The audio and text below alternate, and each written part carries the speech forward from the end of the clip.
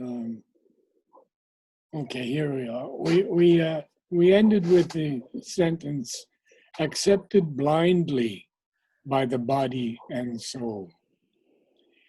And so in this very, very important part of Savitri, we have seen that this hour falls on her where she realizes that life must be in vain. Or there's something in her unborn element, awake, that her will can cancel her body's destiny. And Mother says this about all of us, that yes, fate is fixed, but a greater will can cancel that. And she says that when we give ourselves to her, she takes up that work to cancel our fate and our body's destiny. So we had those two, we had the word raise, the fixed interminable line.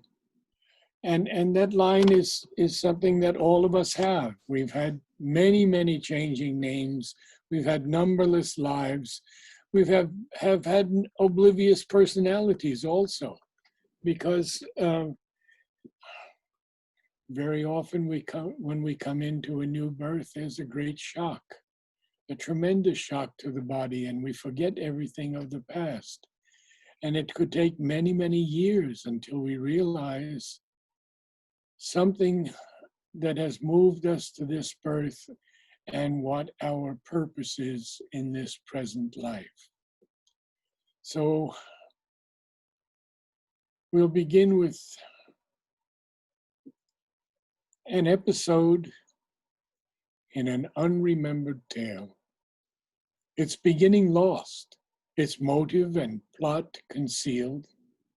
A once living story has prepared and made our present fate, child of past energies.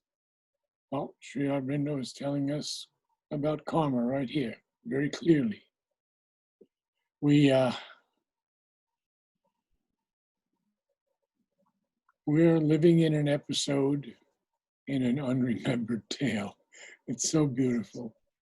But we've lost the beginning, we've lost, well, the motive and the plot are concealed. That's true. But no longer for us.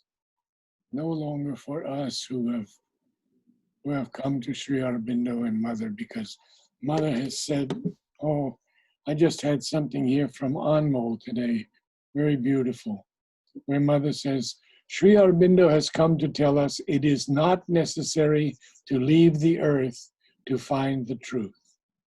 It is not necessary to leave life to find one's soul. It is not necessary to give up the world or to have limited beliefs in order to enter into relation with the divine. The divine is everywhere, in everything. And if he is hidden, it is because we do not take the trouble to discover him. This is in Collective Works of the Mother. So that once living story, oops, I missed. Okay, here we go. Now that you can choose that section where you can smoothly move from page to page if you want. How do I get that? I did it last time and now I've forgotten it. But I do not know how it is on your, yeah, because you are Mark and I am PC. I don't know. We have different languages. Yes, It's in the view, you go to continuous scroll. in the view. Okay. Continuous scroll. Where is that? Page navigation? Page display. Page display. Page display, yeah. Oh. Single or continuous, yeah. Single, yeah. What is it? Single page view you have. No, you choose another one. Okay. Next. Enable scrolling, yeah. Okay, wonderful. Okay, so we're here now. We're here with Savitri, beginning to understand what she has to do in the world. And as I explained last time, and I had a couple of questions from our attendees, that the story of Savitri takes place in one day. Only one day. The last line of the first canto of Book 1 is, "This was the day when Satyavan must die." And Satyavan dies at noon. And then at the very end of the day, Savitri brings him back to meet his parents. His father now has his sight back. He's a king again. And father chides him a little bit. "Where have you been?" And he says, "Lay all on her, on Savitri, because I was someplace." We'll get into that many, maybe years later, but it's okay, we just carry on. So that's one full day, morning, noon, and night. So what does she have to do? Who will begin to read for us about the fixity of the cosmic sequences? Anyone? I can start. Okay. We didn't concentrate today, so maybe we concentrate and then start.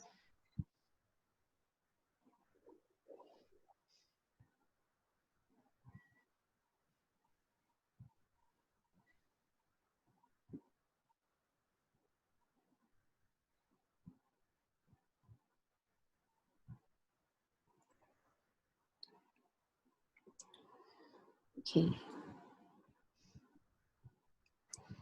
An episode in an unremembered tale. Its beginning lost. Oh, where are you? Page number 12. Okay, got it. Okay. An episode in an unremembered tale. Its beginning lost. Its motive and plot concealed. A once living story has prepared and made.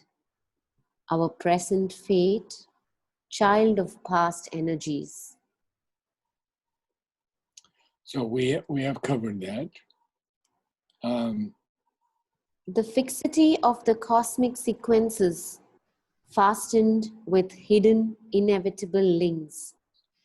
She must disrupt, dislodge by her soul's force. Her past, a block on the immortal's road. Make her raised ground and shape anew her fate. So we have seen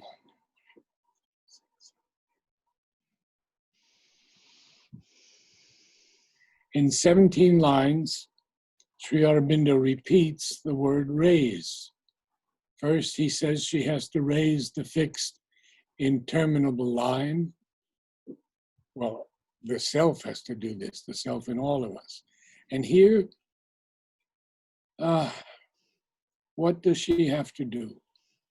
She has to disrupt and dislodge by her soul's force the fixity of these cosmic sequences that are fastened with hidden, inevitable links. Now, these cosmic sequences are, we can say they are part of the Leela of the divine. We can also say they are fixed forces that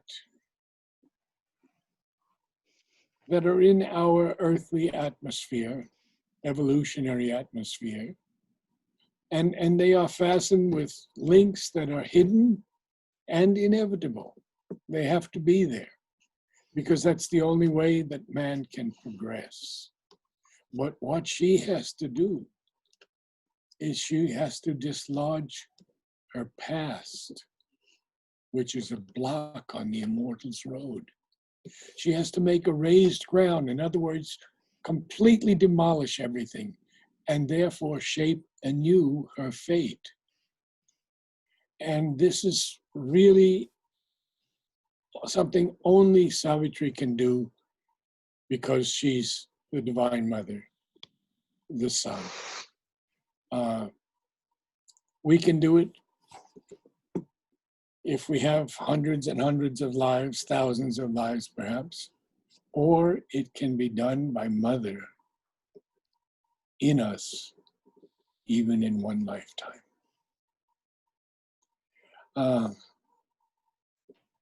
So we should carry on now. Someone could read for us? We have someone new. Who is that?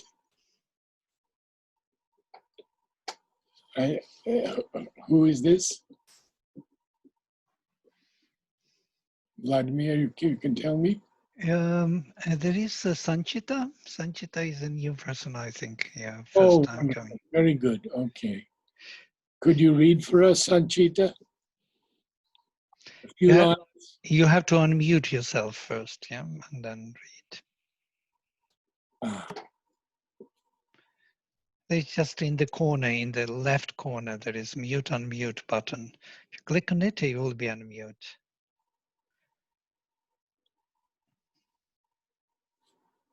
Do you see it in the left lower corner?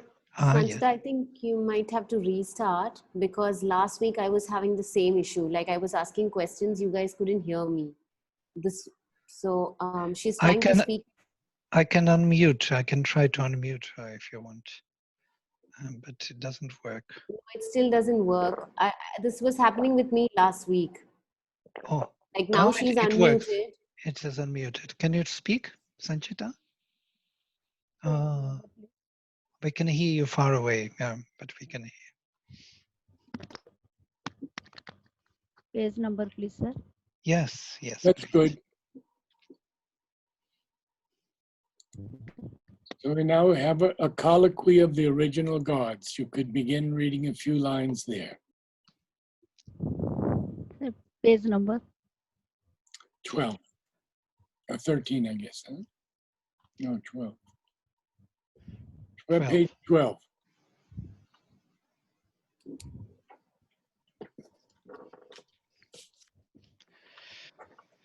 A colloquy of the original gods. It's in the lower half. I have this book. Oh, you're reading from the book. You don't see on the screen? It's too small for you on the screen? I can also project if you want me to. I can make it bigger because Narad cannot make it bigger for some reason. It's not so big. Huh? I will make a projection. Wait a minute. And then you will see better. I will make bigger letters. Okay, and here. You see a colloquy. A colloquy of the original gods, meeting upon the borders of the unknown. Her soul's debate with embodied nothingness must be wrestled out on a dangerous dim background. Her being must confront its formless cause against the universe with its single self, on the bare peak where self is alone with naught, and life has no sense and love no place to stand. She must plead her case upon extinction's verge. In the world's death cave, uphold life's helpless claim and vindicate her right to be and love. So there we are. Beautiful. This is what she has to do. Thank you. She has to have a formal conversation or discussion, we could call a colloquy. This would be with the original gods. And she meets them upon the borders of the unknown. Her soul's debate with embodied nothingness must be wrestled out on a dangerous, dim background. Because she's alone here. She's totally alone. There's no one to help her. We'll find that later on. Her being must confront its formless cause. Now, her being is formless because she is part of the unborn, the self-born force. In Savitri, we have two lines with self-born. And one of those lines has to do with mother and the other has to do with Sri Aurobindo. So she has to weigh that her single self against the universe. And so now he speaks of this bare peak, where self, capital S, is alone with naught, with nothingness. And life has no sense, and even love has no place to stand there. She has to plead her case upon extinction's verge, in the world's death cave, uphold life's helpless claim, and vindicate her right to be and love. What a task she has been given here.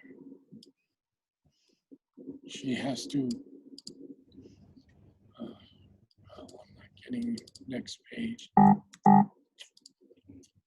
Okay. I'll go with yours, Vladimir. Okay.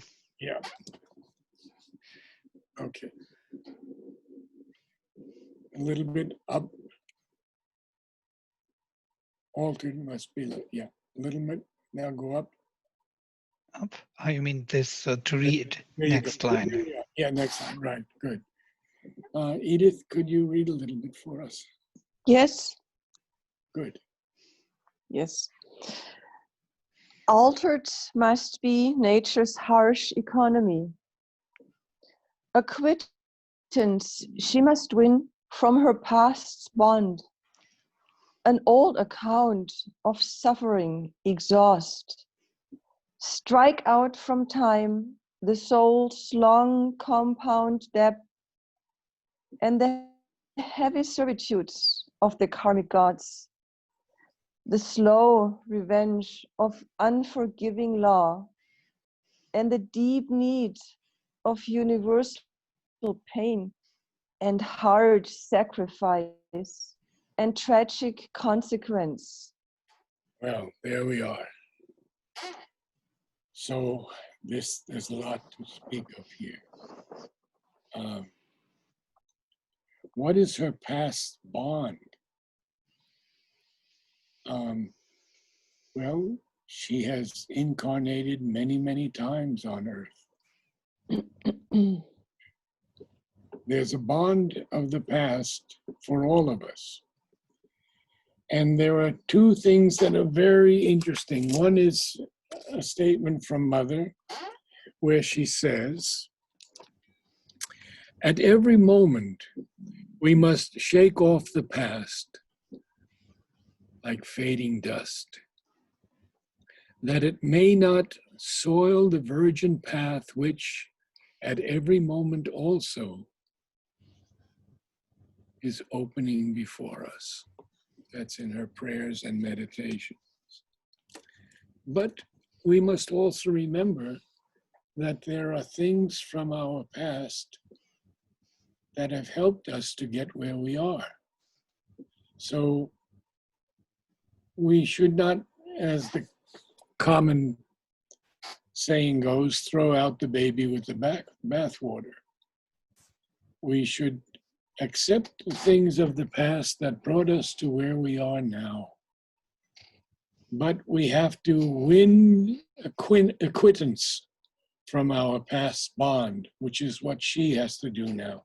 She has to exhaust this old account of suffering and strike out from time the soul's long compound debt. So this is all the things of the past that have to be, that Savitri now has to do, and we will have to do, or Mother will do for us. And the heavy servitudes of the karmic gods, well, What a statement. And perhaps you could say something about that in a moment, Vladimir, because this is so important. The slow revenge of unforgiving law. Sri Aurobindo capitalizes the L of law.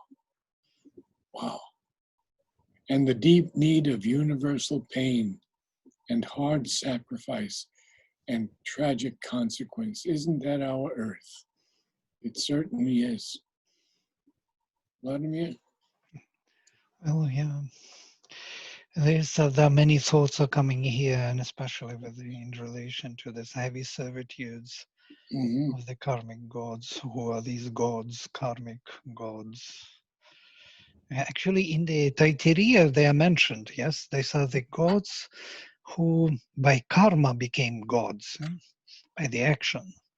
And there are karmic gods, the gods who take care of what is done and what is to be done, how it is linked between what is done and to be done. So that has to go in one way, the whole manifestation. It's one intelligent design, It's not just out of the blue. So they provide that ground where all things are being connected or meaningfully connected. And that's how they become karmic gods. So somewhere long ago we had this presentation by Georges van Werken, Mm-hmm. who spoke on the intelligent design, and that scientists discovered if there would be a little alternation somewhere in the past of something, like beetle will just do something else, then the whole tapestry of development and the whole evolution would take totally different shape. So Yes. somebody knows how things should be done in time and in circumstance, in consequences. So the cause and effect is constantly looked into, and these are the karmic gods, the heavy certitude, Yes. servitude. Sorry, they are to serve that particular tapestry and connect all things into one developmental paradigm. Well, we will see a lot more of this in the Canto 4 of this of Savitri, the secret knowledge, because he speaks of these beings who they are careless of the grief that stings the world heart. They're careless of the pain that rends its body and life. Above joy and sorrow is that grandeur's walk. They have no portion in the good that dies, because if they had any portion in this, their strength might be marred and could not save. Very interesting. And I will go into that when we get to that point, because there's a lot there. And I would like to go a little bit more into this revenge of unforgiving law, because the law is very fixed in many ways in this play of the divine evolutionary nexus. The law sees that there is this deep need of universal pain and this hard sacrifice and this tragic consequence, because how else can we grow?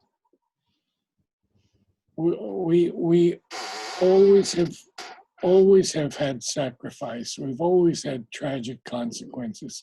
There has been an endless need of universal pain.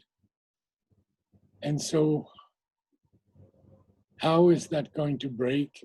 We will see that next. Perhaps, Vladimir, you could read a little. Mhm. Out of a timeless barrier she must break, penetrate with her thinking depths the void's monstrous harsh. Look into the lonely eyes of immortal death, and with her nude spirit measure the infinite's night. Well, now he tells us what has to be done. This barrier that's timeless, she has to break through it. And she has to penetrate with her thinking depths the void's monstrous hush. This absolute silence, vast silence of the void. It's like a monstrous hush. But the key here is that she has to look finally into the eyes of immortal death. And with her nude spirit, measure the infinite's night. So those 4 lines give us what she has to do. She has to break through the timeless barrier, penetrate with her thinking depths this void, look into the lonely eyes of immortal death, and with her nude spirit, measure the infinite's night. We know that Mother says that death is also a part of her. And the cantos with the debate of death are so extraordinary. I hope we can get to them in time. So now we have Ashwini to read perhaps from this great and dolorous moment that's now close.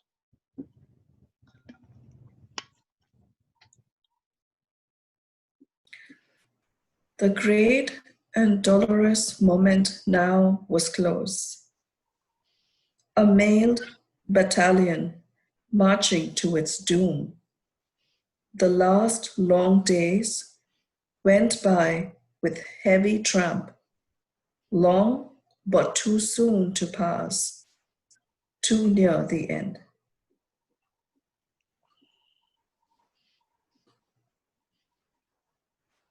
So the moment has come upon her now. And that moment is like a mailed battalion.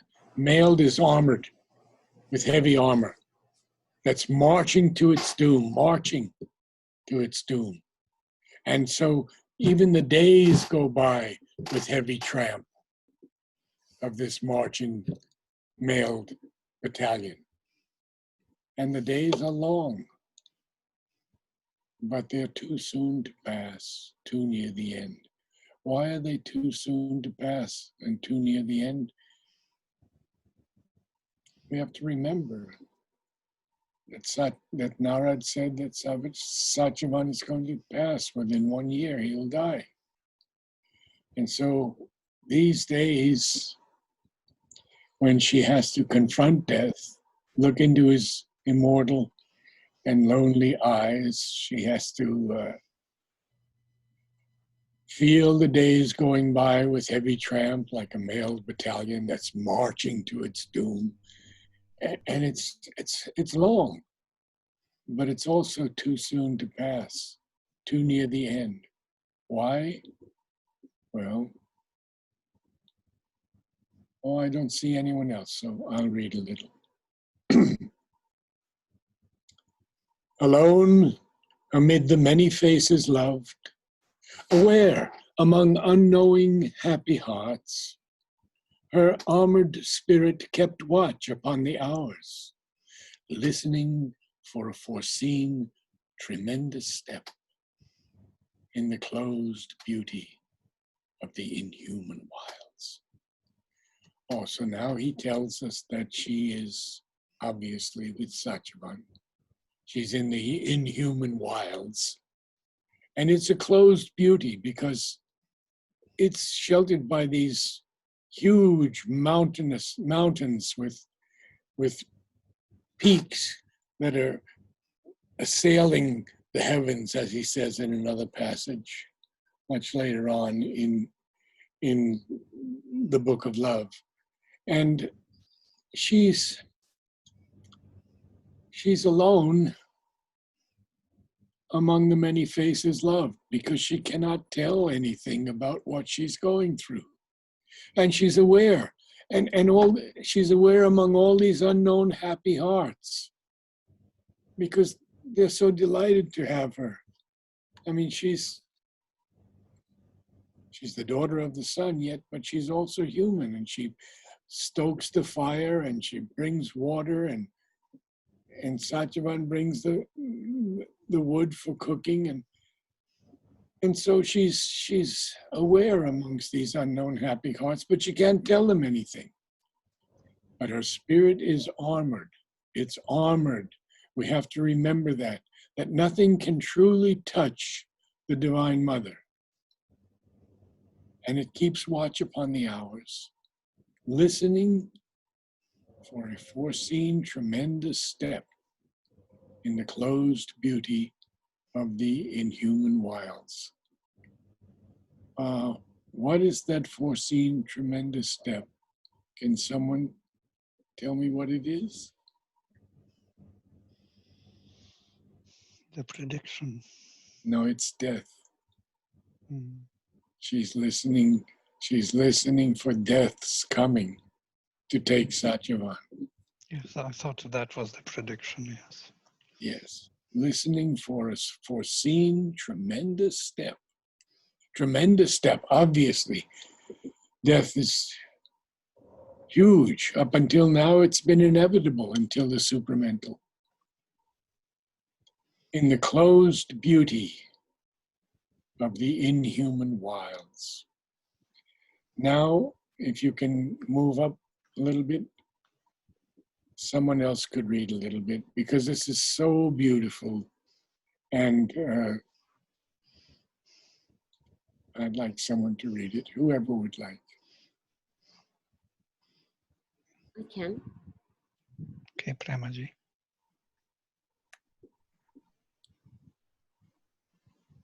A combatant in silent, dreadful liss, the world unknowing, for the world she stood. No helper had she save the strength within. There was no witness of terrestrial eyes. The gods above and nature's soul below were the spectators of that mighty strife. So again, she is totally alone. She's a combatant.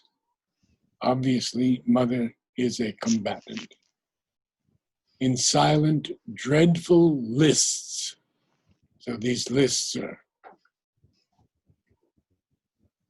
very powerful, but they're silent, and yet they're dreadful. And the world doesn't know anything. How many people in the world knew Mother and Sri Aurobindo?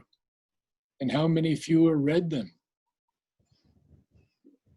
And how many fewer became their disciples or devotees? So she has no helper except the strength within, and strength is capitalized here, very important. And of course, there was no witness of terrestrial eyes, because none of us could see what was happening. Only the gods above and nature, soul below. Both gods and nature are capitalized here. The gods above and nature, soul below, were the spectators of that mighty strife. Well, now we see that she is in Satyavan's homeland. Around her were the austere sky-pointing hills, and the green, murmurous, broad, deep-thoughted woods muttered incessantly their muffled spell. A dense, magnificent, colored, self-wrapped life, draped in the leaves' vivid emerald monotone, and set with checkered sunbeams and blithe flowers, immured her destiny's secluded scene. It's very interesting. She's in the woods. And as we see, Satyavan's homeland is almost surrounded by woods. There's only a few pastures or fields that are open. and they are very beautiful. But the woods are murmuring incessantly their muffled spell. And if you've been in deep woods before, you probably have experienced this, because there's always a sound going on. It could be the sound of the wind. It could be the sound of the animals or the birds. And yes, most of the time in the woods, the spell is muffled. And he calls it a spell here. Very, very important. Muttered incessantly their muffled spell. So there is a magic when we enter the forests that is unlike any other feeling in the world. Well, same thing when we enter the sea. If you scuba dive, you experience that another world completely different from this world. So here, the green, well, the austere sky-pointing hills. The hills are always pointing towards the sky, growing towards the sky. The green, murmurous, broad, deep-thoughted woods. So the murmurous, we hear that murmur, we hear that murmur. You can feel it in the earth at times very clearly. Muttered incessantly, without stopping, their muffled spell. And then he says, a dense, magnificent, colored, self-wrapped life. Look at the words, dense, magnificent, colored, self-wrapped life. Extraordinary line. This life is not open to all. You would have to live in nature and be with nature for a long time to understand this self-wrapped life. It's a contained life. It's complete in itself. I've been in forests where young hemlock trees were growing out of the stumps, the rotted stumps of trees, and the whole place was magical. And so this self-wrapped life is draped, beautiful line, draped in the vivid emerald monotone of the leaves. Because green has many, many colors, undoubtedly, but it's a monotone. It's one tone of green, one tone that is green.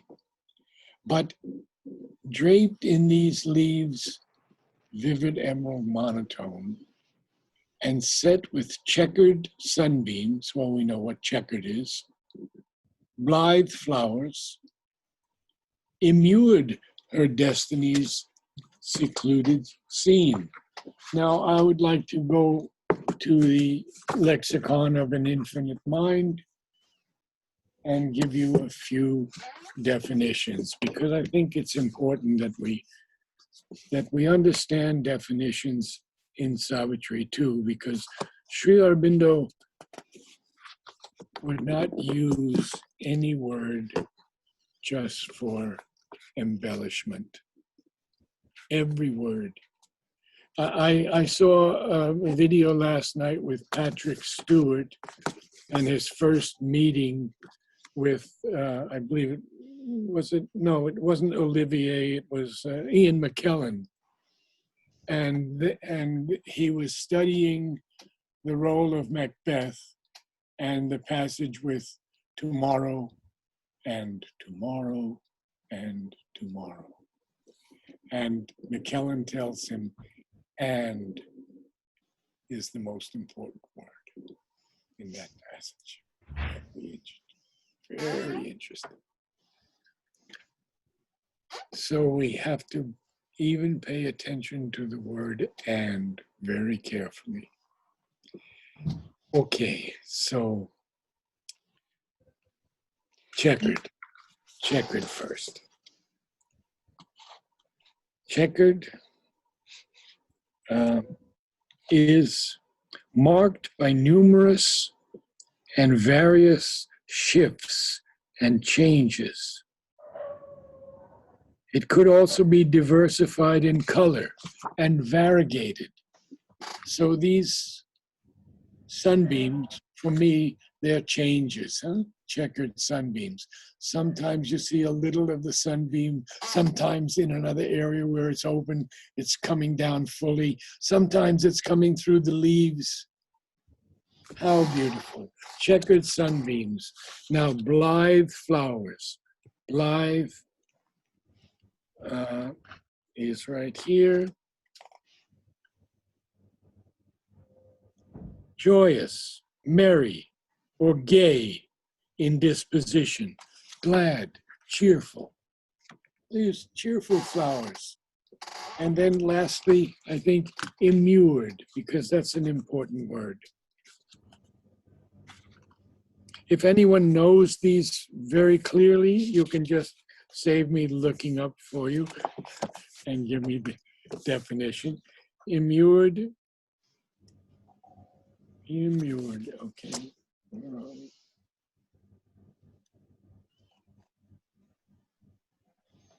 Shut in, secluded, or confined. So her destiny's secluded scene is shut in, obviously. She's living only with Satyavana and his mother and father, but she's still totally alone because she can't share anything. And she's doing the regular work of the house every day, except the one day when she has to go with Satyavana, and that will come much later on. So in this place, with these checkered sunbeams, these blithe flowers that have immured her destiny's secluded scene, what happens? When we also grammatically, it's quite interesting to see, for example, such a line as you said, a dense, magnificent, colored, self-wrapped life, which is, there was somewhere I was reading in the future poetry, the objection to Sri Aurobindo not using in between different adjectives, not using and, dense and magnificent. Yes. That's a good point. And also, you see, A.E. wrote to him, A.E., the famous George Russell, whose poetry many of us have loved for so many years, wrote to him and says, why are you using so many of these adjectives? It's just too much. Mm-hmm. It's too much.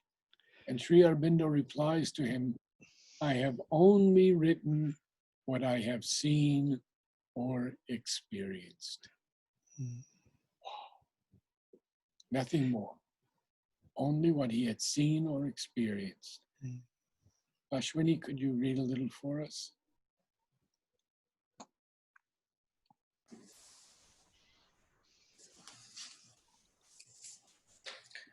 There had she grown to the stature of her spirit, the genius of titanic silences, steeping her soul in its wide loneliness, had shown to her herself's bare reality and mated her with her environment. So we have a couple of interesting things here. Whenever I copy these lines, the grammarians always want to tell me that you cannot have two hers next to each other. All right. Sri Aurobindo breaks all the rules. The famous comment, I think it was of Narad Baran, it could have been of Amal, where they said, Sri Aurobindo did not write in English. Sri Aurobindo wrote English. A major difference. But there is a pause in between, so it is possible. It's like one pada, one stanza is finished. No, absolutely correct. Absolutely correct. Even is he uses twice next to each other.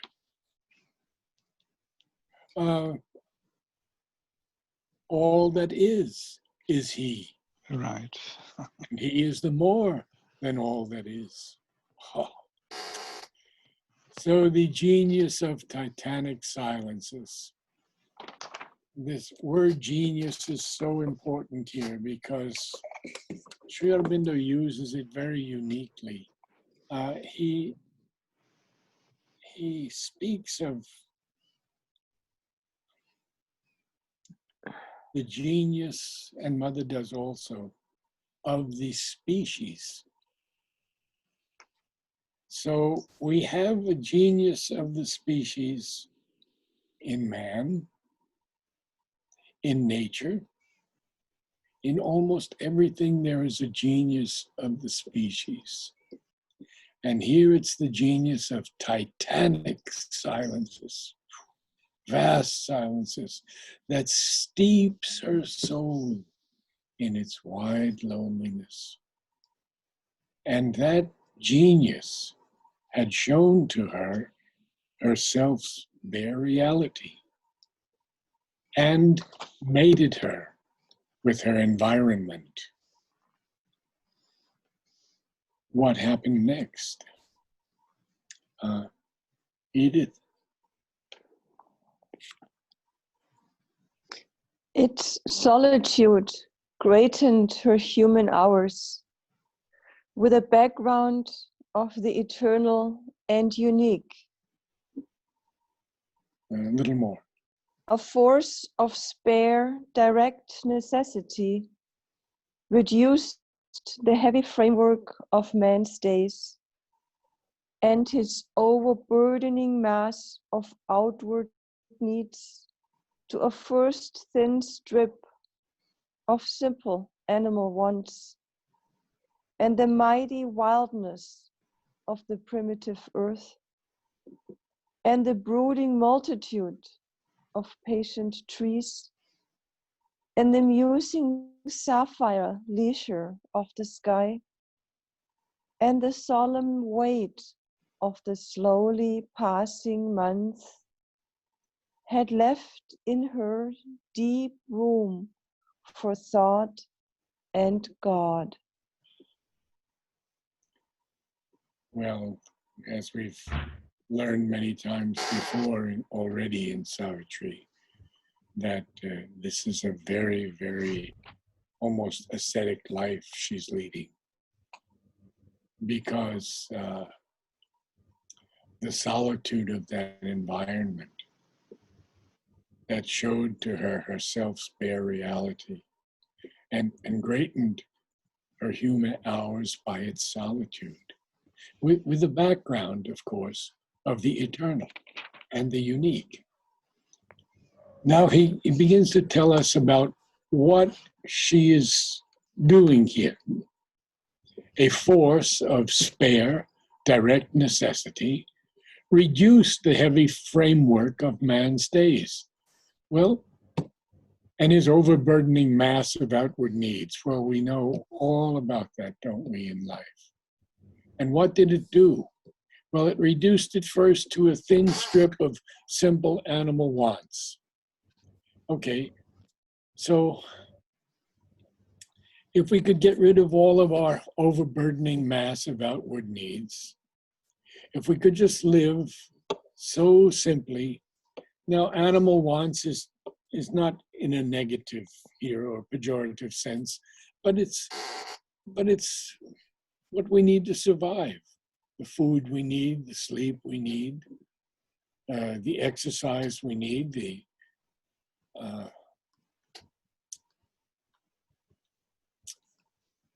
very few things that we need.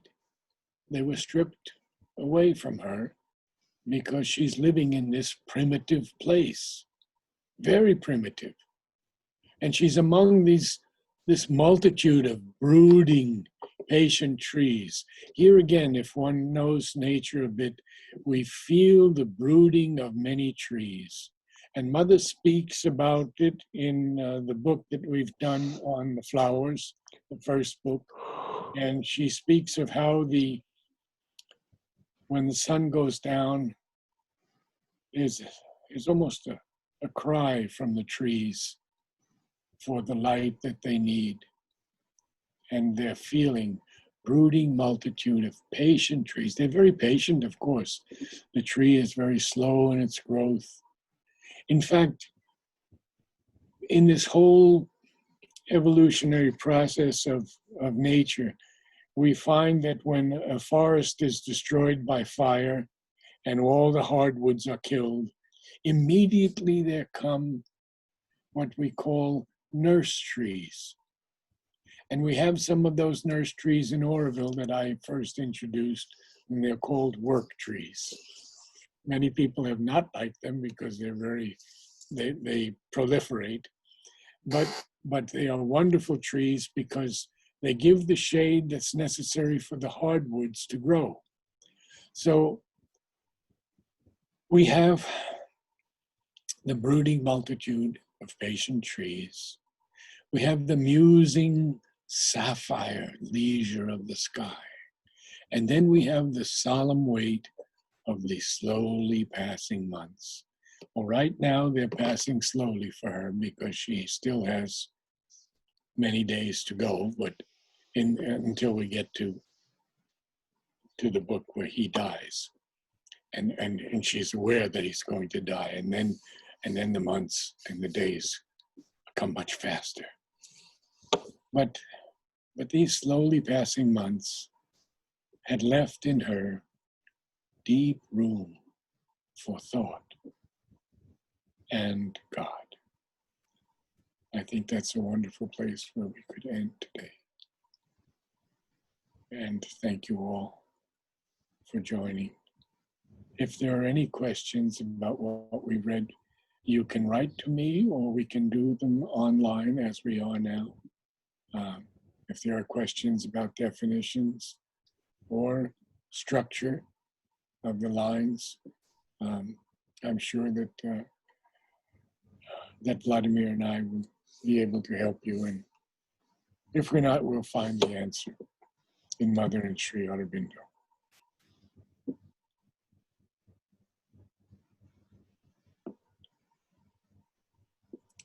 Namaste.